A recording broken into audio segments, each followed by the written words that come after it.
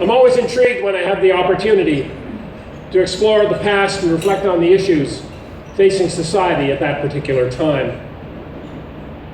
After a slowdown of immigration by United Empire Loyalists into Canada following the American War of Independence in the 1770s and 1780s, Upper Canada, which is now the province of Ontario, in the 18s and 20s and 30s was seeing a significant increase in immigration from the British Isles and Europe following the Napoleonic Wars, especially through grants that were given to men who had served in the military.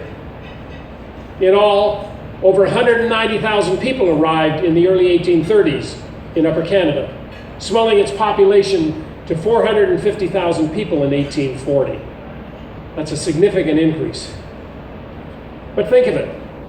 After a treacherous crossing of the Atlantic, they arrived in Quebec City, facing a long overland trek to their new home. When they arrived in Ontario, they discovered that the property they had was in all likelihood covered with trees. They had to be cleared and a place erected where they could live before the first Canadian winter hit. In many places where they settled, rocks grew better than crops. And yet slowly, across Upper Canada, emerged villages and towns supporting those who plied the land as farmers. One of those was Thornhill. In the late 1820s and early 1830s, there was a lot of political intrigue in Upper Canada, especially surrounding the newly elected mayor of York, William Lyon Mackenzie. The colonial government, rule from Britain, was in the hands of the Family Compact. And if you want to read about the Family Compact, Google it. The rule was based on patronage and conservatism and lay in the hands of a few upper-class citizens, ultimately with a firm and iron hand from Great Britain.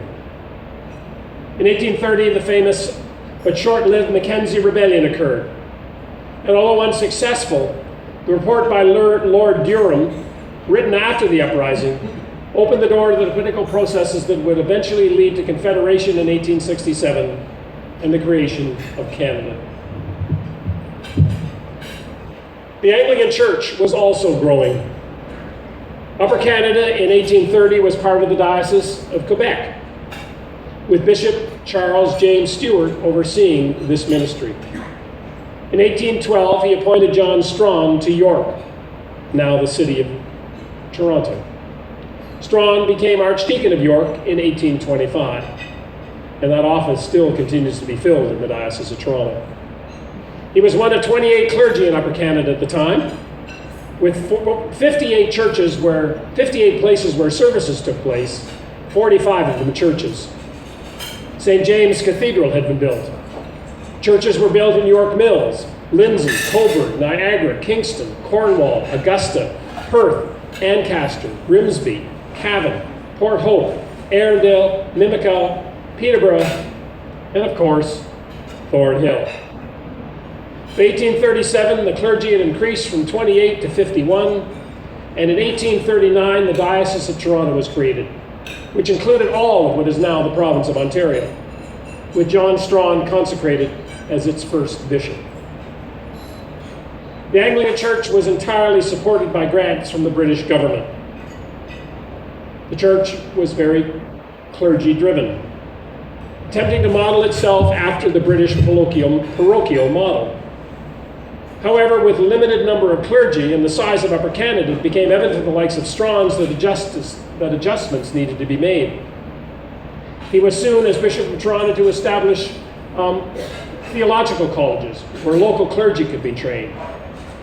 He involved significantly lay people, and when made bishop, he held the first synod in the Anglican Communion, which included lay people and clergy. Strachan also included laity to support their church locally, to support the local church financially, an idea quite foreign to those who had come from the British Isles and Europe, where government support came to the state churches. Now on the lighter side, in 1830, Mary Had a Little Lamb was published. Dr. D. Hyde patented the fountain pen. Joseph Smith published the Book of Mormon and founded the Church of Latter-day Saints. And Edward Budding of England signed an agreement for the manufacture of the lawnmower, ruining Saturdays forever.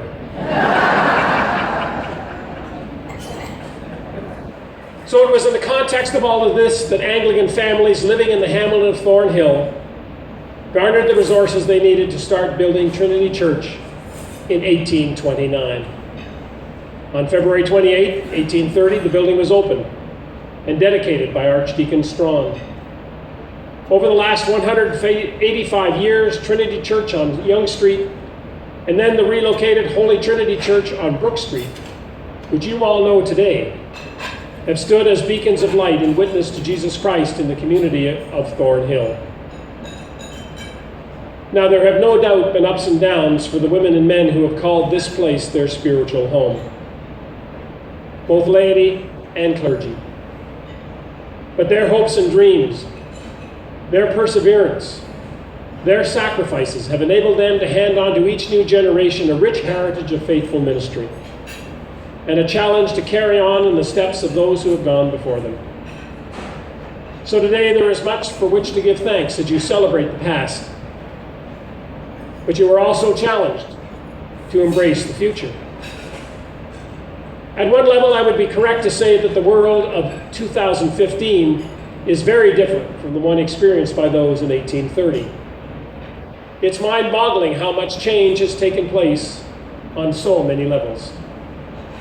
I often think of my grandmother, who was born in 1882.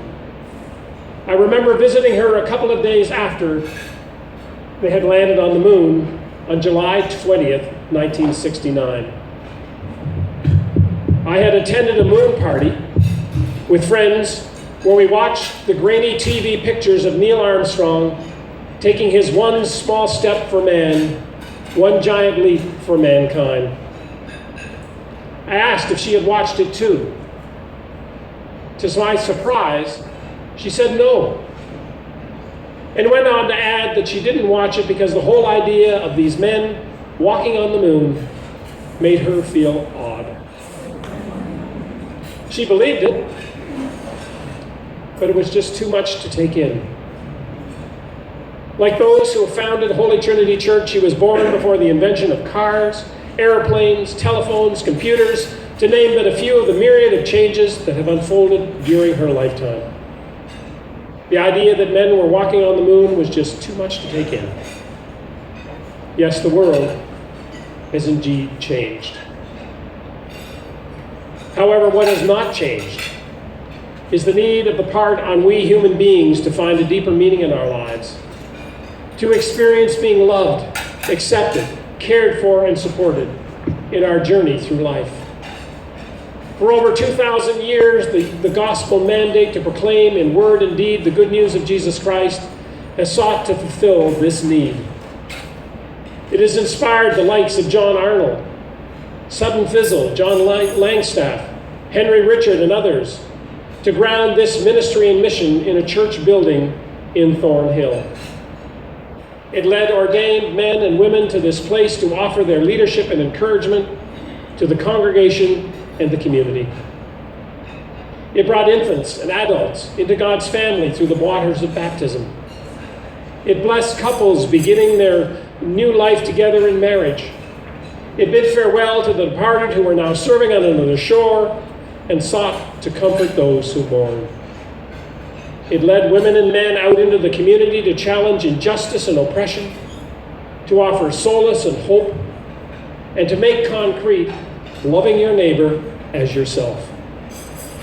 With doors open Sunday in and Sunday out for 185 years, it has gathered God's people around a table to be fed in word and sacrament, so that in the week ahead they could carry into the world the light of Christ.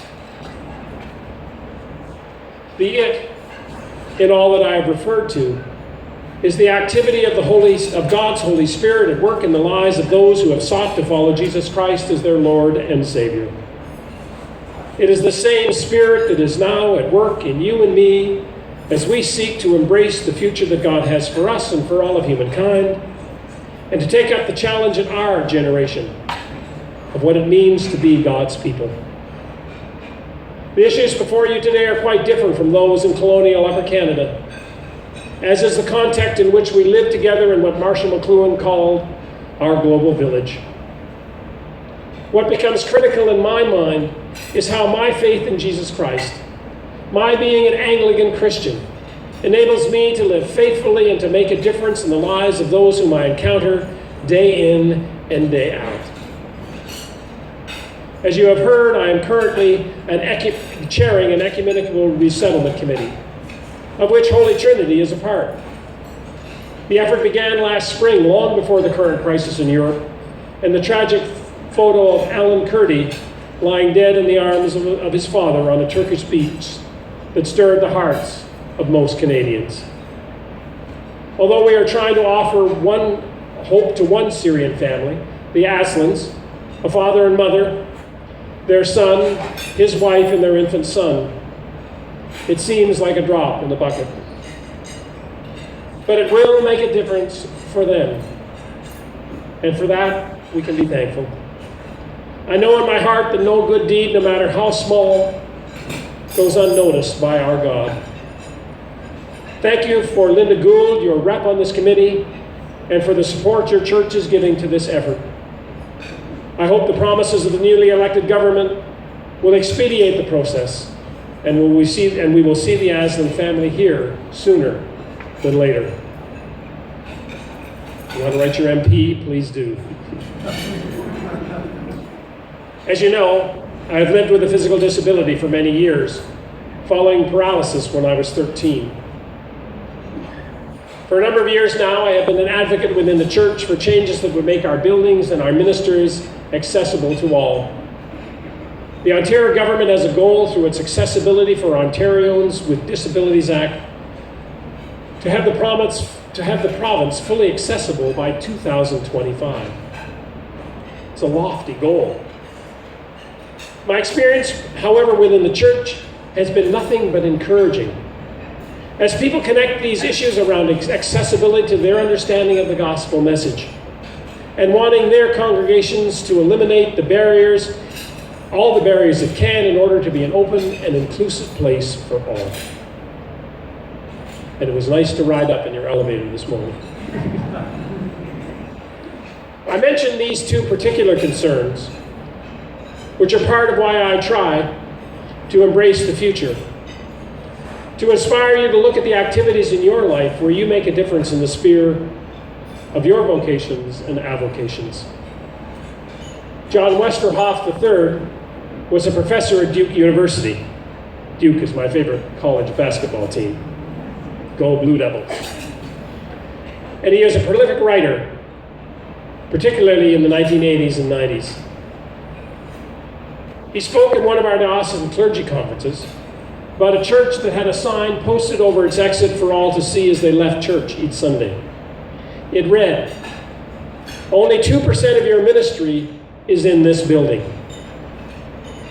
By my calculations, that's just over 3 1/3 hours per week.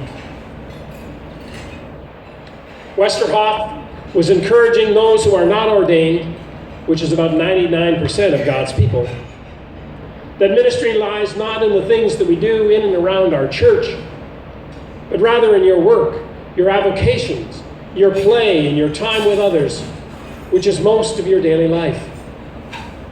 The activities within the church, worship, study, prayer, committee work, fellowship, social justice and advocacy, outreach, to name but a few, are important and essential.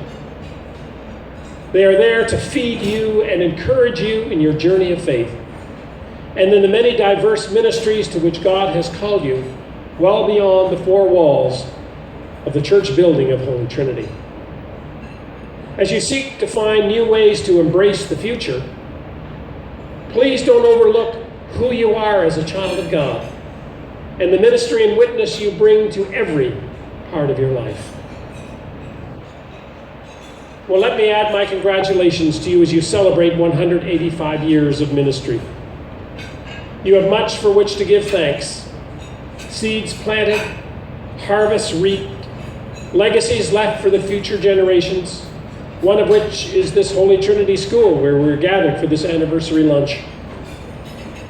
Next Sunday will be All Saints' Day, reminding us that we are surrounded by a great cloud of witnesses, including those women and men who call Trinity and Holy Trinity their spiritual homes. As we remember them with thanksgiving, may their example and witness inspire you as you boldly step into the next chapter of the history of Holy Trinity Thornhill. To conclude, I want to leave you with words that have inspired me from my youth. My mother taught me this poem, which has been recited every morning at a flag raising at the summer camp she attended. Now, I also turned out to attending a summer camp as well. As part of earning my Indian Name Award, I had to spend a night awake keeping a fire going. At dawn, I was given a poem to memorize and to recite. To my surprise, it was the same one I had learned from my mother. The Salutation to the Dawn. May it encourage you, as it has me, in celebrating your past and embracing your future. Salutation to the dawn. Look to this day, for it is life, the very life of life. In its brief course lie all the verities and realities of your existence, the bliss of growth, the glory of action, the splendor of beauty. For yesterday is but a dream, and tomorrow is only a vision. But today well lived makes every yesterday a dream of happiness, and every tomorrow a vision of hope. Look well, therefore, to this day. Such is the salutation to the dawn. Thank you, and God's blessings.